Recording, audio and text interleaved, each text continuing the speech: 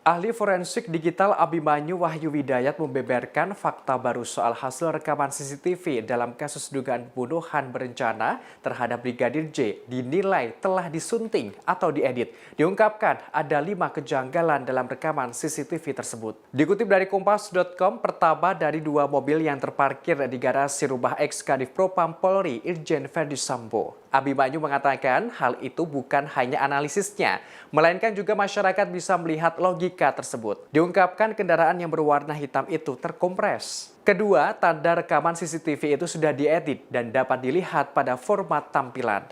Abimanyu menerangkan tampilan layar pada rekaman yang beredar berformat 1:1. Padahal layar CCTV biasanya berformat 4:3 atau 16:9. Menurut Abimanyu, seharusnya bentuknya melebar, bukan kotak.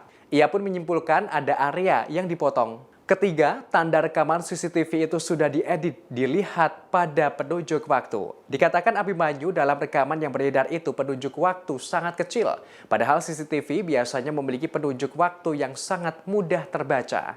Keempat, Abimanyu menyoroti mobil istri Sambo. Ia mempertanyakan mobil MPV berwarna hitam yang ditumpangi Putri saat keluar dari rumah pribadinya tidak tertangkap rekaman CCTV. Padahal sejumlah kendaraan tertangkap kamera CCTV lainnya. Kelima, tanda rekaman CCTV itu sudah diedit karena adanya sorot cahaya di garasi rumah Sambo.